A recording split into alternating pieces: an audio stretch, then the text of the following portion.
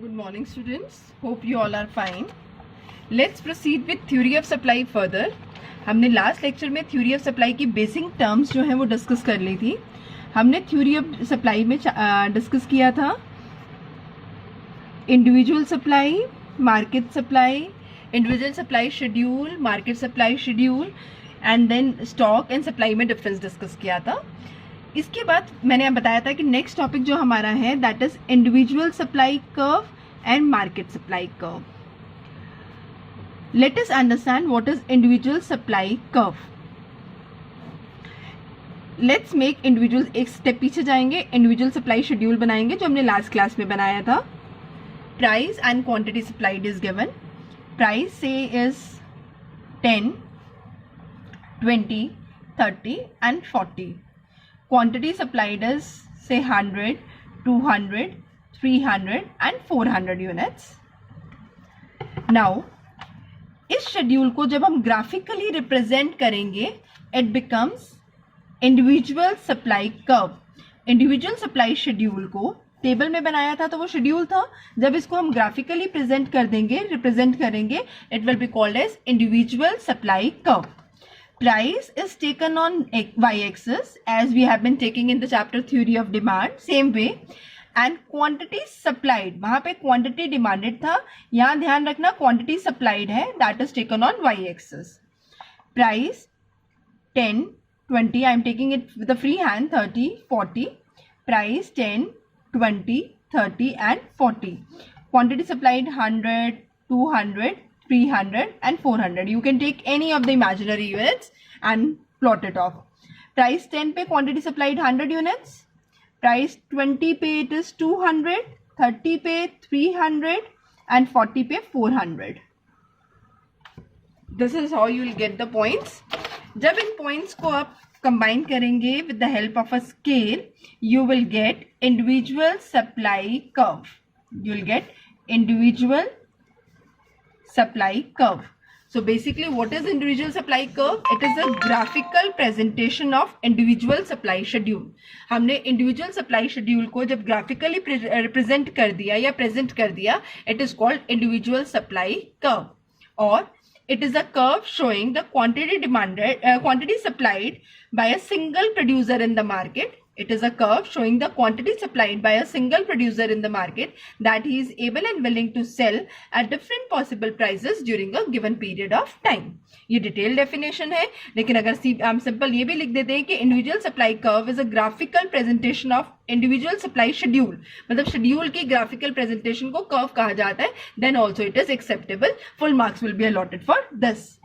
Similarly market supply schedule जो हमने last class में डिस्कस किया था, price, quantity supplied, assuming market में सिर्फ दो ही प्रोड्यूसर हैं, producer A and producer B. So market supply is equal to A plus B, supply of A plus B.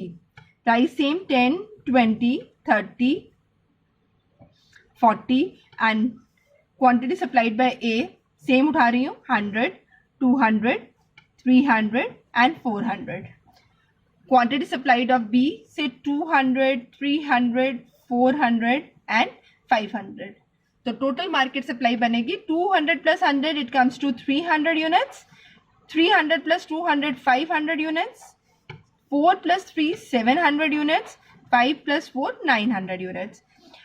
Now इस शेड्यूल में या हम कोई भी शेड्यूल बनाएंगे till you don't mention the units along with it, इसके marks deduct होंगे. Quantity supplied को यूनिट्स में दिखाना है तो इसके साथ यूनिट्स लिखेंगे, प्राइस को रुपीज में दिखाना है तो इसके साथ रुपीज लिखेंगे. That is compulsory, otherwise every small thing that you will miss on will get your marks deducted. So ये मार्केट सप्लाई शेड्यूल है. अब इस प्राइस पे जब आप इस क्वांटिटी सप्लाइड को प्लॉट करेंगे you will get a market supply curve. So अगर you try it on your own and then see the diagram part. हमने कुछ नहीं किया, हमने सेम शेड्यूल को ग्राफिकली जो है वो प्लॉट कर दिया. Let's see how we have plotted it off. I suppose price is taken on y axis, quantity supplied is taken on x axis, price 10, 20, 30, 40 and 30 and 40. Quantity supplied is now 300, 500, 700 and 900. आप 200 के gap से लेने हैं, आपने 100 के gap से लेने हैं, जैसे आप प्लॉट करना चाहें. 200, 400, 600, 800, 1000. मैंने 200 ईच के गैप से लेके 1000 तक प्लॉट कर दिया.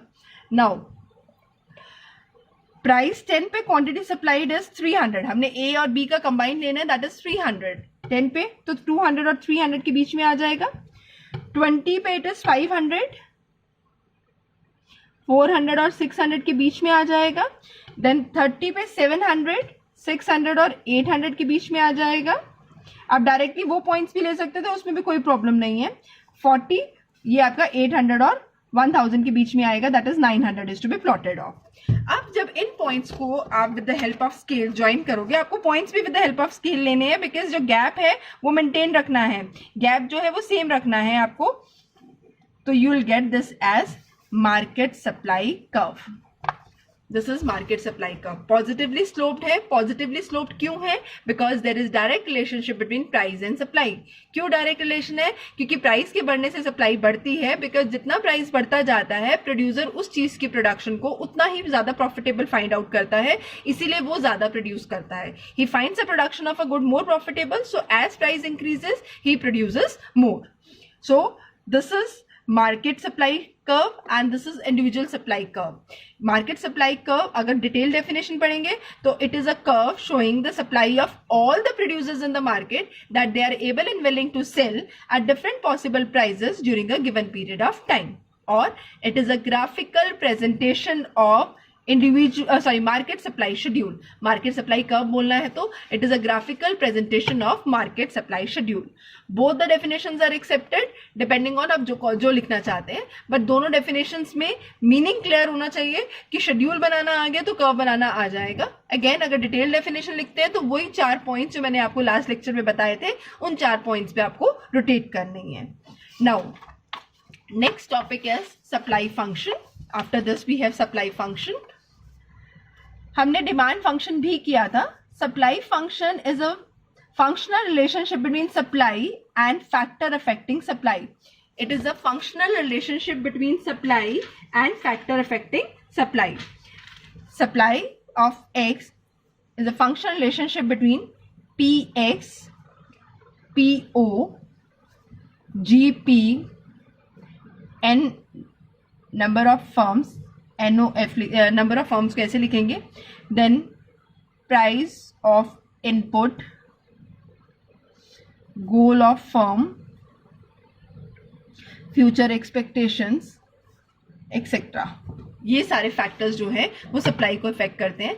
Supply function, it is a functional relationship between supply and factor affecting supply. ये सारे के सारे फैक्टर्स जो है वो सप्लाई को इफेक्ट करते हैं. और सप्लाई फंक्शन या सप्लाई डिटर्मिनेंट क्या है? These are the determinants of supply. All the factor that affect supply are called the determinants of supply. So supply function को अगर डिफाइन करने के लिए आएगा, it is a mathematical relationship, it is a functional relationship between supply and factor affecting supply. These factors are also called the determinants of supply. These factors are also called the determinants of supply. So let us start with the first factor affecting supply, that is Px. Supply of X depends upon Px, that is price of X. Price of x के साथ अभी इतने सारे schedule किए हैं बेटा. हमने discuss किया कि जितना प्राइस बढ़ेगा उतनी सप्लाई बढ़ेगी. क्यों? बिकॉज जितना प्राइस बढ़ता जाता है प्रोड्यूसर को उसकी प्रोडक्शन में उतना ही प्रॉफिट ज्यादा मिलता है, इसलिए as price increases supply increases. So as price increases of a commodity,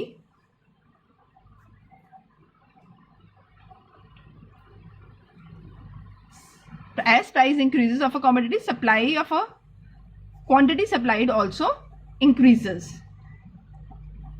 Reason you know, because producer finds the production of that commodity as more profitable. जैसे प्राइस बढ़ेगा, price of its own, that is price of x का supply of x के साथ क्या relation है?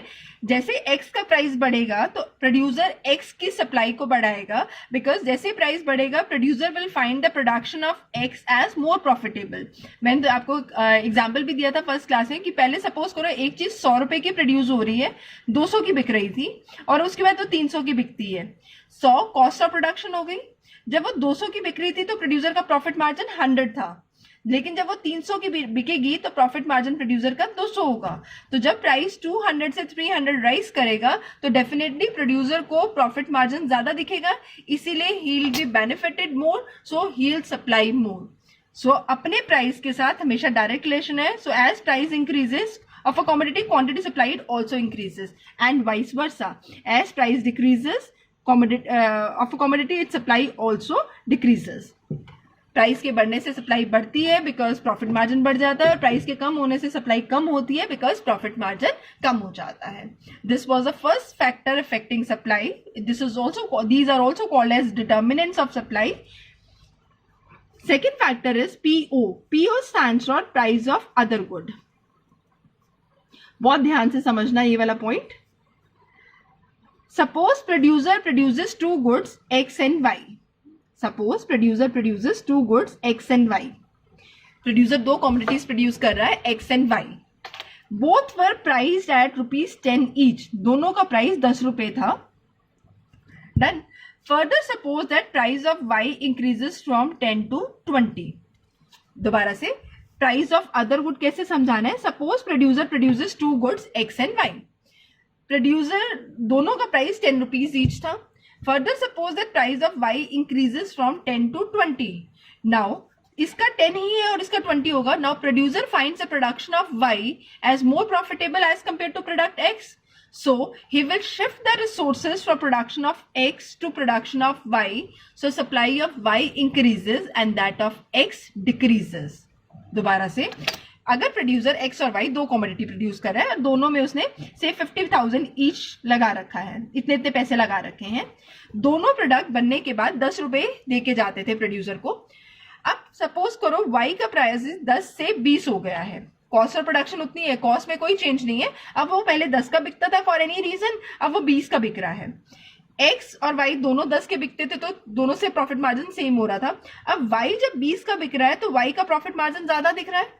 अब producer क्या करेगा, प्रोड्यूसर रिसोर्सेज को एक्स से वाई की तरफ शिफ्ट करेगा। So supply of X decreases and that of Y increases. So as the price of other good increases, the supply of given good decreases. As the price of other good increases, the supply of given good decreases. So there is inverse relationship between price of a given good and supply of a other good. So after price of other good, third factor that we have that affects the supply of a commodity is government policy. बच्चे government की policy दो तरह की होती है, taxation और subsidies. जब government किसी चीज की प्रोडक्शन पे टैक्स लगाती है तो उसे टैक्सेशन पॉलिसी कहते हैं। और गवर्नमेंट कब जब किसी चीज की प्रोडक्शन पे सब्सिडीज ऑफर करती है। सब्सिडीज क्या होते हैं, अगर आप कोई ऐसी चीज प्रोड्यूस कर रहे हैं जो हमारी सोसाइटी की नेसेसिटी है, तो गवर्नमेंट उस चीज की प्रोडक्शन के लिए, और उसकी कॉस्ट ऑफ प्रोडक्शन बहुत ज्यादा हाई है, तो गवर्नमेंट उसके लिए आपको कुछ पैसा अपनी तरफ से देती है, तो उसे सब्सिडीज कहा जाता है। This money is given to the firm for the production of a commodity by the government, and this money is charged from the firm for production of a commodity. जो आप चीज प्रोड्यूस करने पे tax government को pay करते हैं, amount government को pay करते हैं, that is called as tax. और सब्सिडीज होता है, जैसे अगर आप खादी की प्रोडक्शन कर रहे हैं तो गवर्नमेंट का ये सब्सिडाइज सेक्टर है, तो गवर्नमेंट इसकी प्रोडक्शन पे कुछ बेनिफिट प्रोड्यूसर को देती है। तो जो बेनिफिट गवर्नमेंट फर्म को देती है that is called as subsidies, और जो पैसा गवर्नमेंट चार्ज करती है that is called as taxes. Now अगर गवर्नमेंट आपके प्रोडक्ट पे टैक्सेस लगा रही है तो अब चेन कैसे चलानी है, गवर्नमेंट टैक्स लगाएगी, प्रोड्यूसर की कॉस्ट ऑफ प्रोडक्शन बढ़ जाएगी, cost of production increases, profit margin decreases, so producer supply less quantity. दोबारा समझिए, सपोज करो एक चीज 10 रुपए की बिक रही थी, the thing was being sold for ₹10, इसकी कॉस्ट ऑफ प्रोडक्शन से 7 थी, 7 की बनती थी, 10 की बिकती थी, तो प्रॉफिट मार्जिन था 3 रुपीज था। गवर्नमेंट ने इसके ऊपर 2 रुपए टैक्स लगा दिया। अब इसकी कॉस्ट ऑफ प्रोडक्शन 7 + 2 9, और ये सोल्ड कितने की हो रही है? 10 रुपीज की। तो 9 रुपीज की production sold for 10, profit margin कितना रह गया? It is just 1 rupees. तो जैसे ही टैक्सेस लगे, कॉस्ट ऑफ प्रोडक्शन बढ़ गई, प्रॉफिट मार्जिन कम हो गया, सप्लाई कम हो गई। जब वो प्रोडक्शन 7 की थी और टैक्स नहीं लग रहे थे और 10 की बिक्री थी, तब प्रॉफिट मार्जिन था 3। अब वो डिक्रीज होके हो गया 1। So as cost of production, as taxes are impose, cost of production increases, profit margin decreases 3 to 1, so producer supply less quantity. Clear है? तो चेन में ऐसे ही समझाना है, पहले कॉस्ट ऑफ प्रोडक्शन, फिर प्रॉफिट मार्जिन और फिर सप्लाई, उसके बाद सप्लाई। कोई आगे पीछे नहीं करना है, इंटरलिंक्ड है, पहले कॉस्ट फिर प्रॉफिट फिर सप्लाई। अगर गवर्नमेंट इस पे सब्सिडीज देना शुरू कर देती है, दैट मीन्स चीज 7 रुपए की, कॉस्ट ऑफ प्रोडक्शन लिखेंगे, प्रॉफिट मार्जिन, सप्लाई। सेम चीज 7 रुपए की प्रोड्यूस हो रही थी, प्रॉफिट मार्जिन 3 रुपए था, 10 रुपए की बिक रही थी। फर्दर सपोज करो कि अब गवर्नमेंट ने इस चीज के ऊपर 2 रुपए की सब्सिडी दे दी है, that means per unit produce करने के लिए इस चीज पे 2 रुपए गवर्नमेंट आपको पे करेगी। तो अब कॉस्ट ऑफ प्रोडक्शन कितनी रह गई? 5 रुपए, 2 तो गवर्नमेंट ने दे दिए। प्रॉफिट मार्जिन 10 की बिक रही है, तो प्रॉफिट मार्जिन बढ़ के 5 रुपए। सप्लाई अब क्या होगा? जब आप 10 रुपए पे क्वांटिटी सप्लाई बढ़ा दोगे, you will increase the supply, you will increase the supply.